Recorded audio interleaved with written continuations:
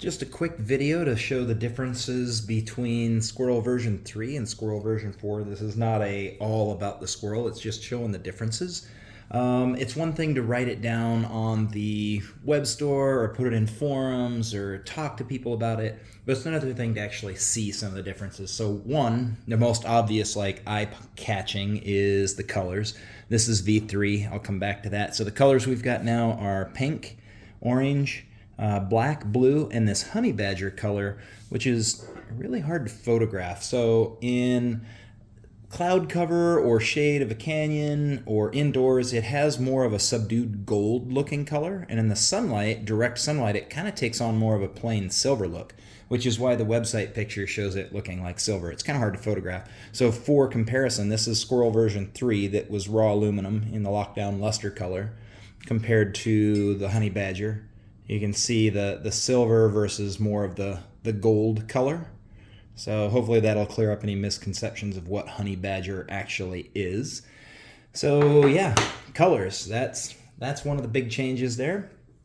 The next up change is lighter people are going to like this. Medium to heavyweight people are definitely going to notice it, but the light people are going to notice it a lot more.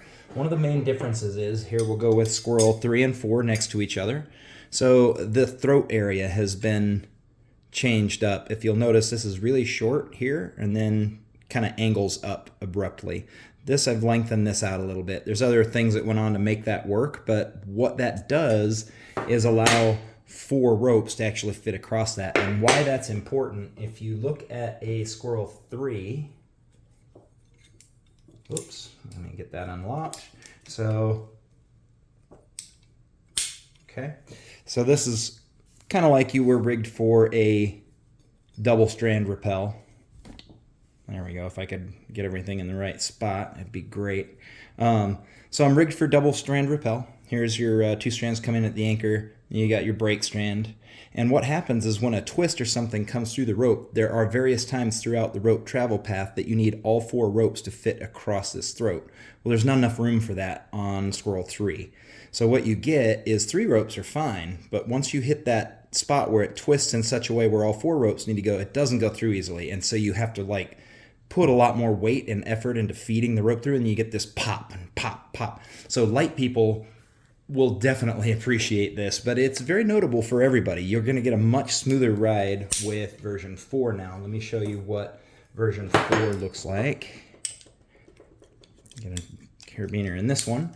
Let me grab a different rope. So all this rope's 9mm, just so you have a size reference. It's a C4 rope. So again, we're kind of rigged up like we're double rappelling. We've got our brake strand here and our anchor strand there. But what you have is enough room for all 4 of these ropes to fit. What that means is as you're rappelling and a little bit of a twist or a half twist and undo in the double ropes feeds through, you don't get that pop anymore. It's just a smooth sailing ride. So that is a notable difference in function for those of you that have noticed that Squirrel 3 was not so hot with double rope. Well, that's cleared up. V4 is good with double rope. The other notable difference, some may or may not notice depending if your tried and true go-to carabiner works fine for you, or some people have had problems where, hey, I can't get a carabiner in there. What do you suggest? I'm like, well, most fit, but there are a couple big ones. What I've done is, here's a cross section of the squirrel, and this is the carabiner hole. And what I've done is I've just used pen and kind of drawn in where there's that little black O-ring that sits on the inside that grabs the carabiner, and what that does is keeps the squirrel from just moving around on there when you see. Notice how it doesn't slide around on the carabiner. So what I've done, if you go back to this cross section, is the actual hole where the carabiner goes through, I've made that larger. So now larger carabiners actually fit through. But at the same time, the groove that holds this O-ring in that is going around there, I've made it a little bit smaller. So the O-ring now grabs the carabiner a little tighter. So you kind of get the best of both worlds. You can get larger carabiners inside, but it also holds onto the carabiner, and for the migration mitigation, it holds onto it tighter than V3 did. So that's kind of like a best of both worlds. You have goods in both directions. The other notable change is if you happen to run into a repeat mid-canyon and you need to loosen it or you want to tighten it and it's kind of rusty and it's just too much for bare hands, I have put repeat wrenches in this. I've got 11 millimeter here, 11 millimeter here, 12 millimeter here, 13 millimeter here, and 14 millimeter there. So the 11 and 12 millimeter, you just put them on like a wrench. This would be like an 11. You just slide it over there and do your turning. Now you got your wrench. 12 would be down here. You literally just slide it over the 12, the wrench, and you've got your wrench going on there. 13 and 14, so let's take a 13. Obviously, they're not going to fit through the 11 meter hole. You just put the shank of the repeat over through the hole first, and then you just slide this onto the wrench size you need. In this case, it's 13, so now you've got your repeat wrench. And then if you want to do a 14, same thing. You would slide it over the shank first, slide it into the 14 millimeter zone, and now you've got your repeat wrench.